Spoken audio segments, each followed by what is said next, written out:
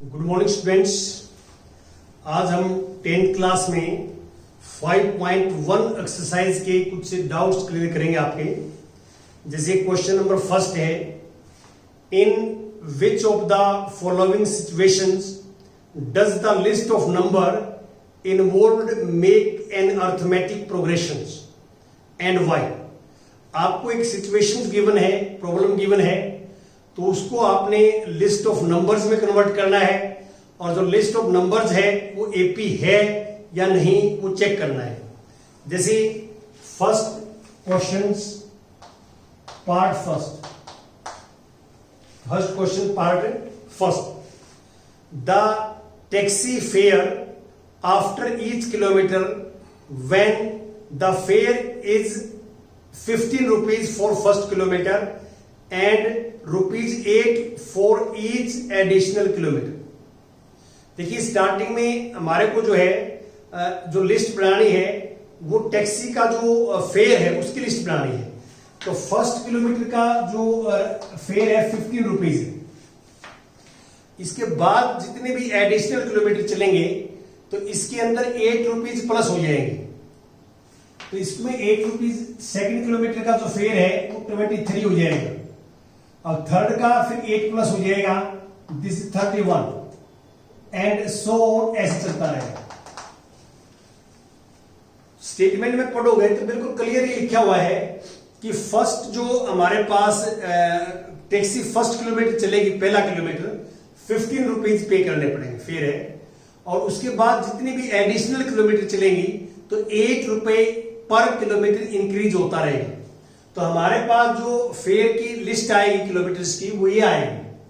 अब इसमें क्या है, this is A1, this is A2, this is A3। तो यहां हम D निकालेंगे तो A2 minus A1 23 minus 15 this is, और also D is A3 minus A2 31 minus 23 this is also A। तो आप देख सकते हैं कि यहां पे जो कॉमन डिफरेंस है दिस इज इक्वल। तो therefore this list is it is in AP, it is in AP। ये AP में है, ये हमने चेक करना है कि ये AP में है या नहीं है, ये हमने चेक करना था।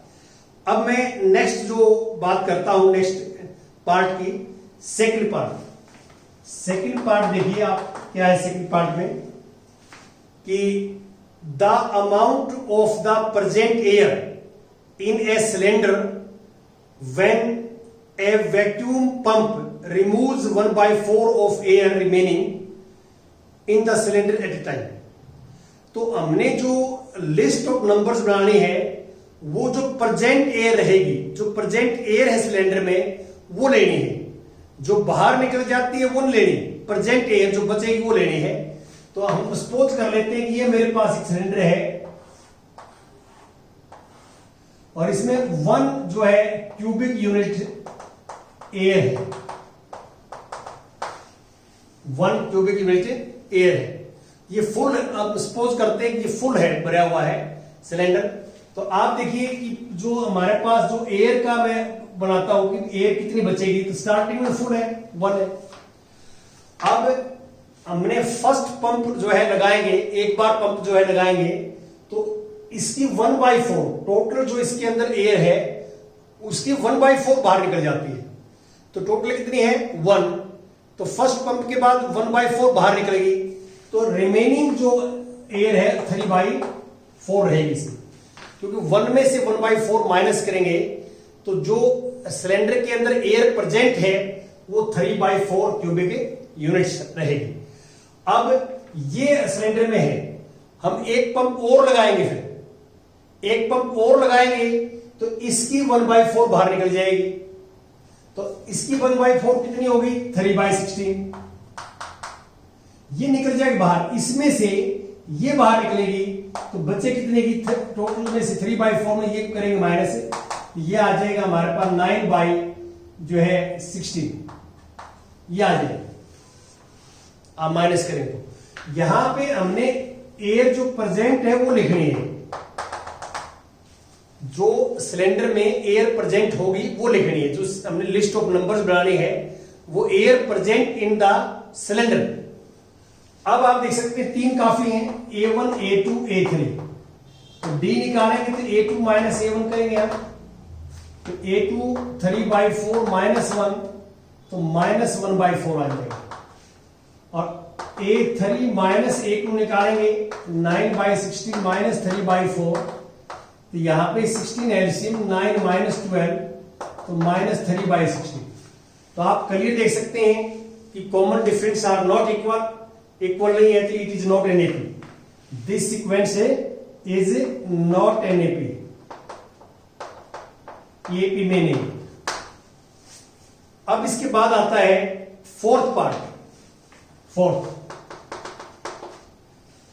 पार्ट में क्या है, the amount of money in the account every year when 10,000 rupees is deposited at compound interest at 8% per annum।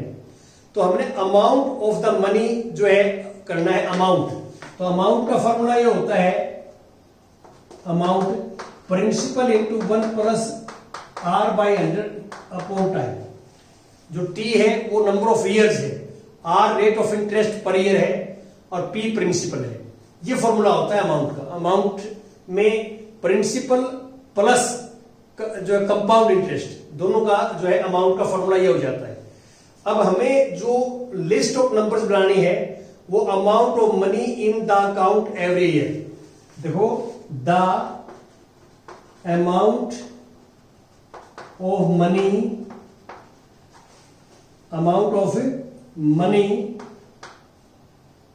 In the account every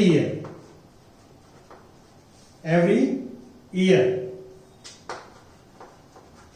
अब फर्स्ट ईयर में क्या अमाउंट होगा, P की जगह 10,000 आ जाएगा और 1 प्लस R 8/1, ये फर्स्ट ईयर का अमाउंट।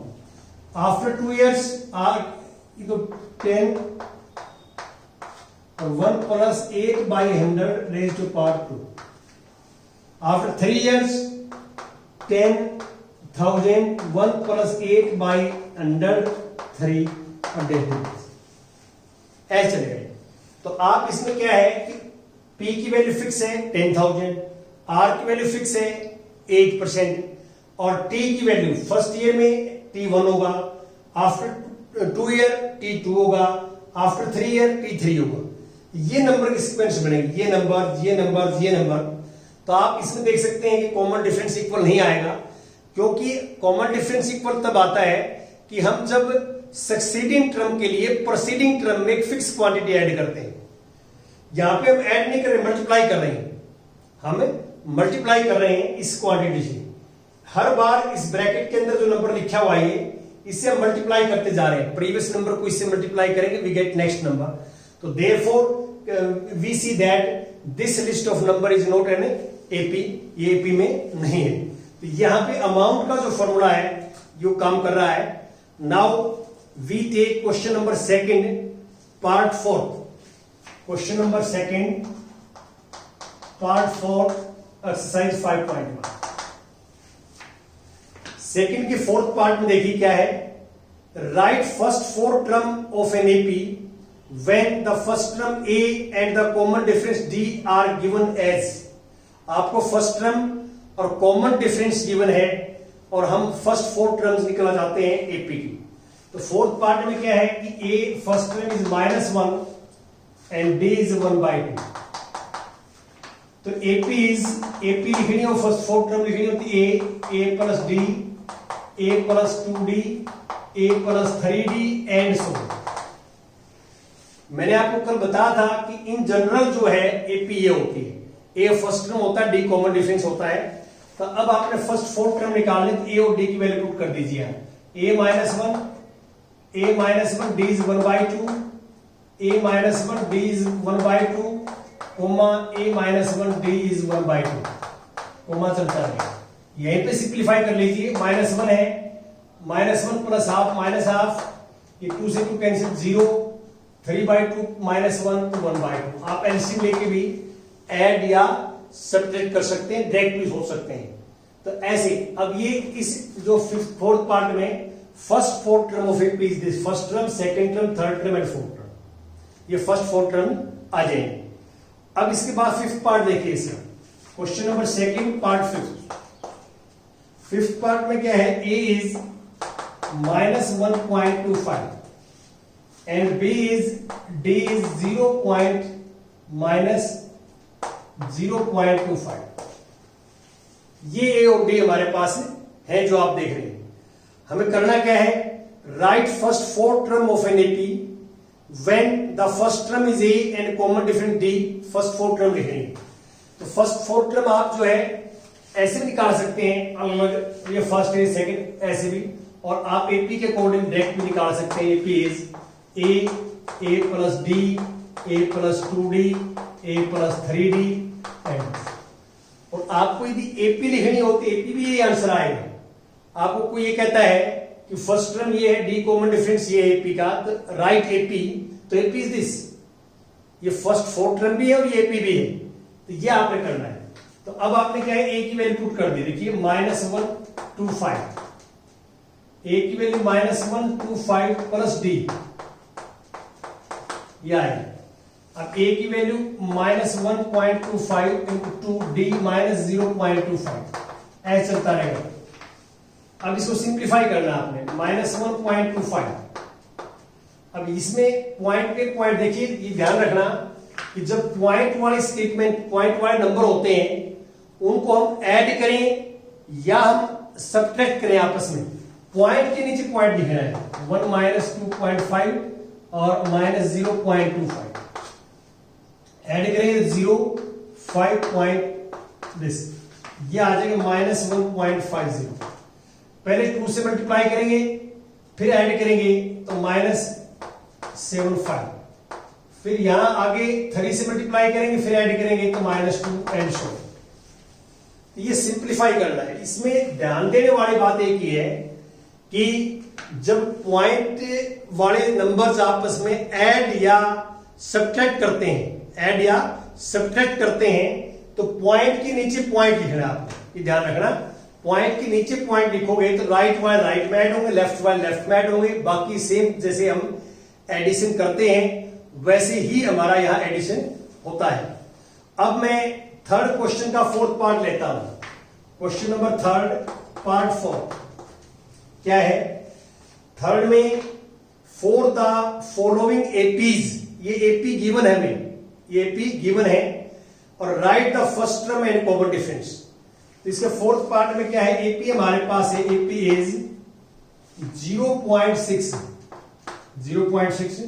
1.7, 2.8, 3.9 एंड सो, ये नंबर है।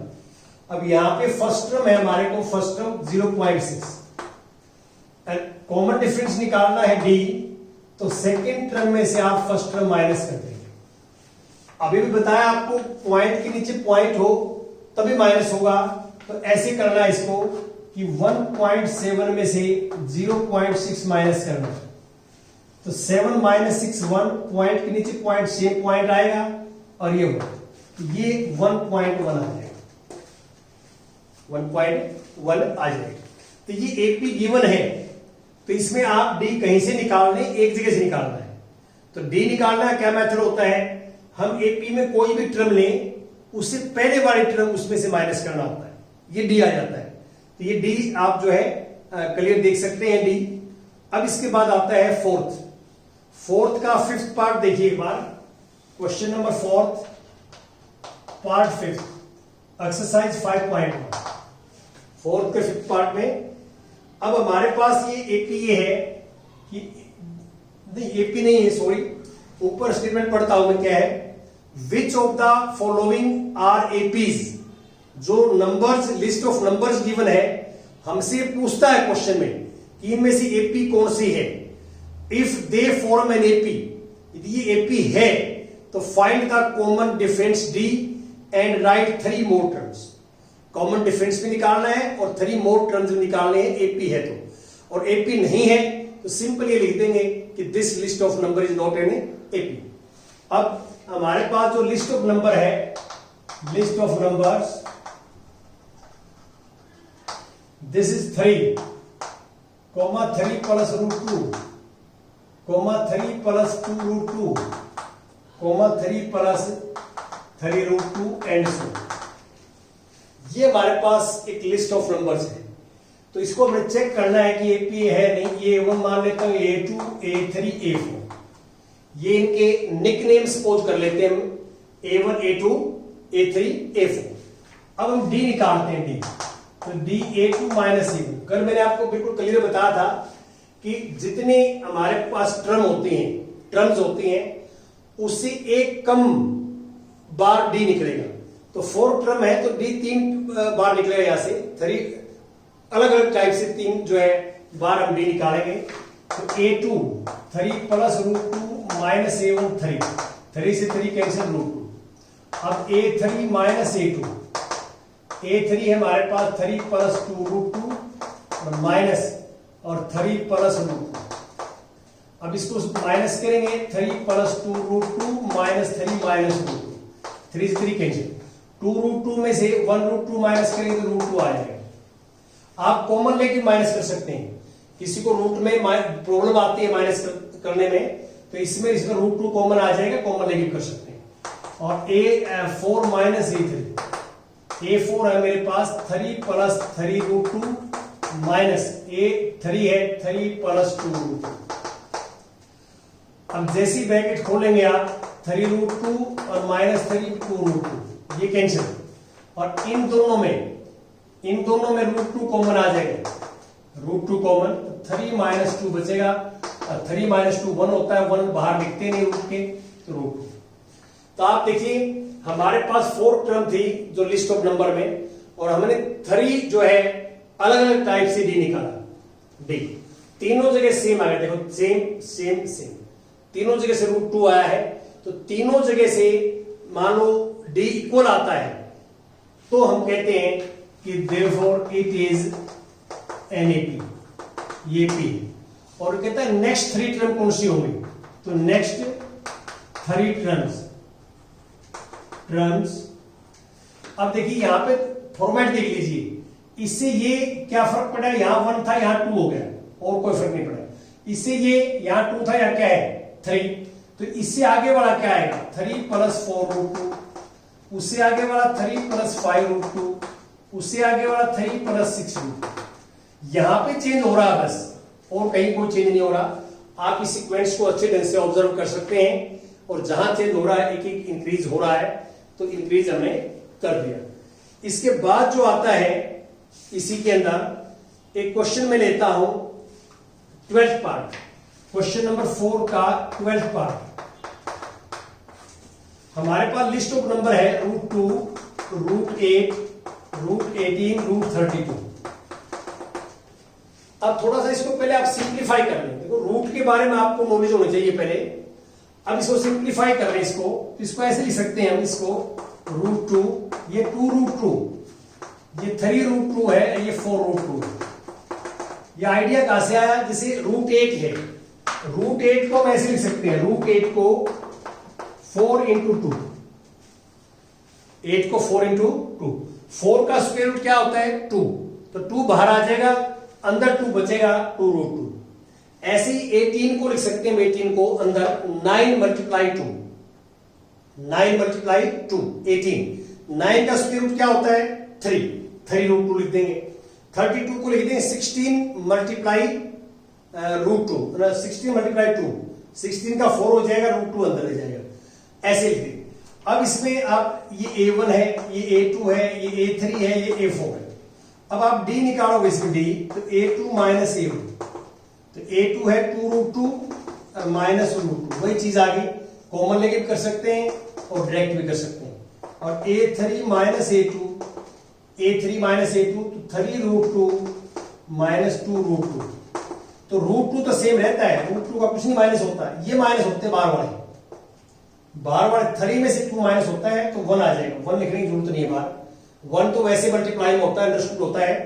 और A4 minus A3, A4 minus A3, 4 root 2 minus 3 root 2, ये भी रूट 2 आ जाएगा। तो आप देख सकते हैं कि मेरे पास 4 टर्म थी यहां पे, तो मैंने 3 वेज से D निकाला। जितनी टर्म होगी उससे एक लेस वेज होंगे डी निकालने के, और all are equal, all Ds are equal, सारे डी इक्वल है, तो हम कहेंगे इट इज एन एपी, ये एपी है, it is an AP, it is an AP. Next 3 term कैसे आएंगी, इससे अगली टर्म क्या आएगी 5√2, फिर उससे अगले 6√2, 7√2, यानी नीचे लिख देंगे। नेक्स्ट 3 टर्म्स आर 5√2, 6√2, 7√2, ये आप नीचे लिख देंगे और ये आ जाएगा। अब इसके बाद आता है 13 ले लेता हूं, 13 क्वेश्चन नंबर 4 का 13 पार्ट, ये भी रूट में है, लिस्ट ऑफ नंबर है √3, √6, √9, √12 एंड सो। अब देखो यहां पे तो सिंप्लीफाई हो गया था, जैसे ये 8 2 नंबर का प्रोडक्ट था, एक का पूरा पूरा स्क्वायर रूट बाहर आ गया, यहां पे नहीं होगा, यहां पे नहीं होगा तो क्या है कि आप डी निकालेंगे, ये A1 है, ये A2 है, ये A3 है, ये A4, मेथड वही रहेगा, तो A2 minus A1, A2 minus A1, √6 minus √3, और इसमें √3 कॉमन ले सकते हैं यहाँ पे, √3, तो √2 माइनस 1 आ गया, और अगला है D A3 माइनस A2, तो A3 है मेरे पास 9 का स्क्वायर रूट माइनस √6, तो यहां √3 कॉमन लेंगे आप, √3, तो √3 माइनस √2, तो आप देख सकते हैं कि दोनों इक्वल नहीं है, बाहर इक्वल है लेकिन अंदर इक्वल है नहीं है, और दोनों इक्वल नहीं है, तो इसका मीनिंग क्या है कि इस लिस्ट ऑफ नंबर में कॉमन डिफरेंस इक्वल नहीं है, और कॉमन डिफरेंस इक्वल नहीं है तो this list of number is not an AP, और जो एपी नहीं है उसका हमने आगे कुछ निकालना, उसमें सिंपली आप लिखना है कि this list of number is not an AP, AP में नहीं है, तो ये आपने करना है। Thank you very much.